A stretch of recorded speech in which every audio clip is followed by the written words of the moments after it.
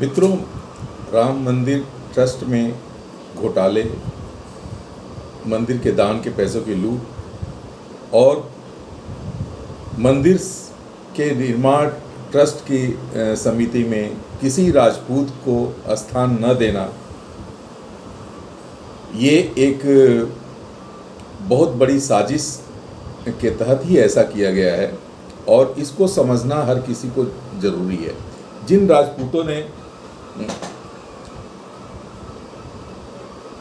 बाबर के बाद से बहुत सारी लड़ाइयाँ 36 लड़ाइयाँ लड़ी और सैकड़ों हजारों राजपूतों ने अपनी जान दी उस मंदिर के उद्धार के लिए, उसी और जिस वंश के जो रामचंद्र जी के वंशज हैं उनको ही ट्रस्ट में स्थान नहीं मिला।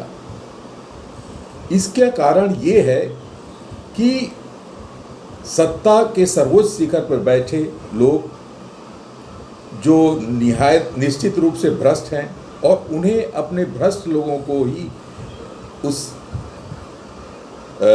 ट्रस्ट में स्थान देना था, जहाँ से वो, क्योंकि यहाँ पे बहुत बड़ा पैसा आने वाला था, पहले ही से ही संभावना थी और उस पैसे का उपयोग अपने लाभों के लिए कैसे किया जा सके, उनके ठेके पट्टे जो भी है, मंदिर निर्माण की जो भी कार्यक्रम है उसके अपने लोगों को कैसे पहुंचाया जा सके, कैसे उस धन को स्थानांतरित करके अपने खातों में जमा किया जा सके या अपने व्यवसाय के उपयोग के लिए, अपने हित साधने के लिए उपयोग किया जा सके, इसके लिए ऐसे ही लोगों को चुना गया जिनका की ट्रैक रिकॉर्ड ही पहले से ही इतना अच्छा नहीं था।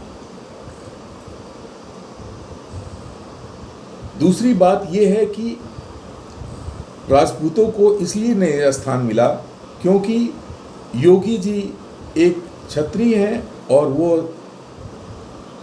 मुख्यमंत्री हैं और एक भावी प्रधानमंत्री के उम्मीदवार हैं। जनता उनमें अपना एक ईमानदार और कर्तव्यनिष्ठ प्रधानमंत्री देखती है।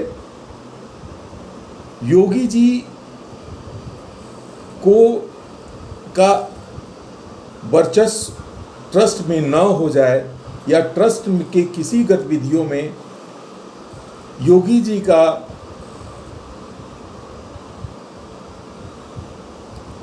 आधिपत्य या उस पर संरक्षण या उस पर कोई नियंत्रण न हो सके, इसके लिए किसी राजपूत को नहीं बनाया गया, क्योंकि उनको ये शंका थी कि राजपूत बनाने पर योगी जी से योगी जी का वफादार हो जाएगा और वो इस व्यवस्था जो बनाई गई है उस व्यवस्था में वो व्यवधान डाल सकता है।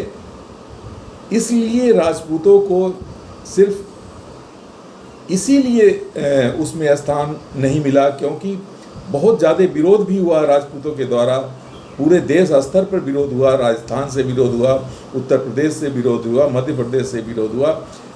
सभी जगह के राजपूतों ने करीब करीब इस पर विरोध दर्ज कराया, आंदोलन भी किए कि राम जन्मभूमि या राम मंदिर निर्माण समिति में राजपूतों को स्थान क्यों नहीं दिया गया।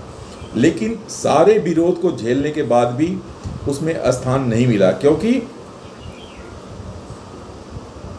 मोदी और अमित शाह उस पर अपना हमेशा नियंत्रण बनाए रखना चाहते थे, वहाँ के खजाने पर अपना नियंत्रण चाहते हैं।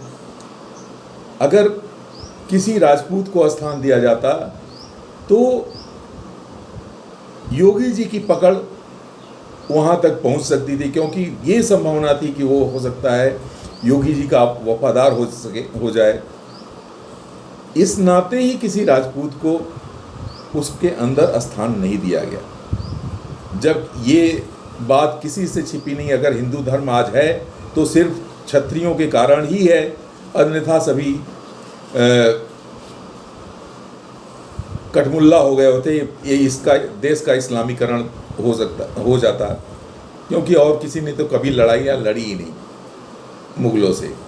इनकी रक्षा के लिए ही, दूसरे जातियों सभी को रक्षा के लिए ही राजपूतों ने अपनी जान दी, क्षत्रियों ने अपनी जान दी, और उनके कारण ही इस्लामीकरण पूरी तरीके से नहीं हो पाया। तो ये राजपूत भी इस नाते भी चुप हो गए, क्योंकि चलो मेरा राम मंदिर का निर्माण तो हो रहा है, चाहे किसी भी तरीके से हो रहा है, इसलिए इसका आक्रोश भी बहुत ज़्यादा नहीं हुआ, लेकिन ये आक्रोश करना पड़ेगा, क्योंकि ये लुटेरे जो है मंदिर ट्रस्ट में बैठ गए हैं, पैसे चंपत किए जा रहे हैं। तो आपको इसमें सक्रिय होकर के भाग लेना पड़ेगा। अभी तक कोई ऐसी व्यवस्था नहीं है जिसका कि जो पूरी तरीके से पारदर्शी हो। अगर एसआईटी और ये सब इतने सक्षम होते तो आज तक दुनिया भर की एसआईटी बैठी हैं, किसी का निर्णय तो हुआ नहीं है।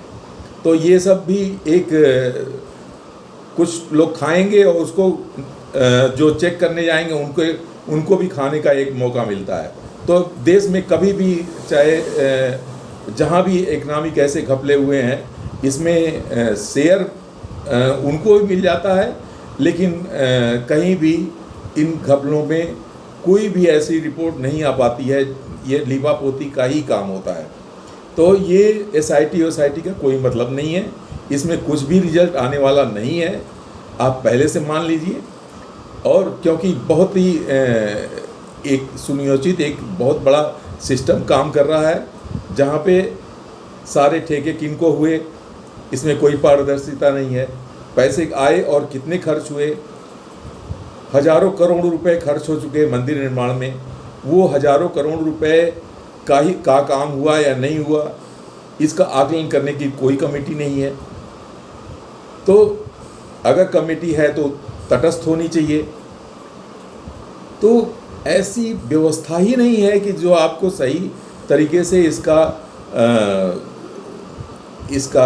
समाधान, इसका ठीक ढंग से सुरुचिपूर्ण तरह से ऑडिट करके और सही आकलन करके सही दिशा में कोई निर्णय ले सके।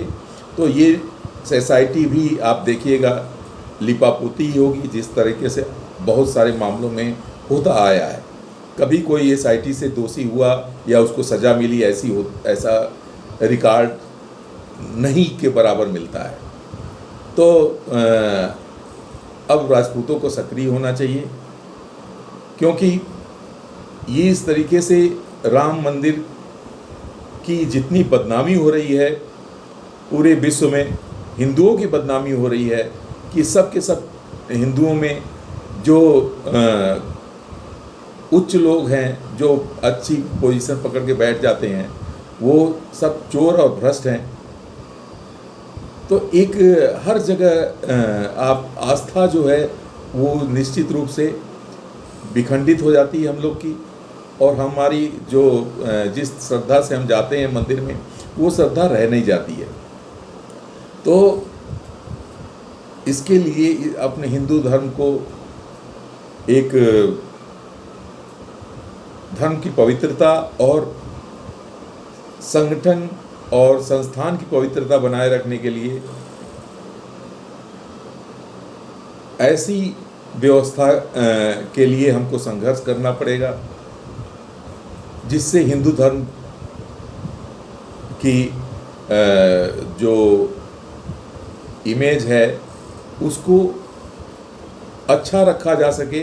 भगवान के प्रति जो श्रद्धा है सबकी, वो मंदिर के प्रति श्रद्धा है, वो बनी रहे। इसके लिए आप सभी को संघर्ष करना पड़ेगा, विशेषकर राजपूतों को उसमें अपना योगदान देना पड़ेगा। आपने सभी जगह बिना अपने लाभ की चिंता किए आपने हर जगह अपनी गर्दनें कटवाई हैं, और यहाँ के हिंदू धर्म बदनाम न हो, इसके लिए आपको कमर कस के इसके अंदर आपको घुसना पड़ेगा और आंदोलन करना पड़ेगा, भ्रष्ट लोगों के खिलाफ आंदोलन करना पड़ेगा। जय हिंद, जय भारत, जय श्री राम।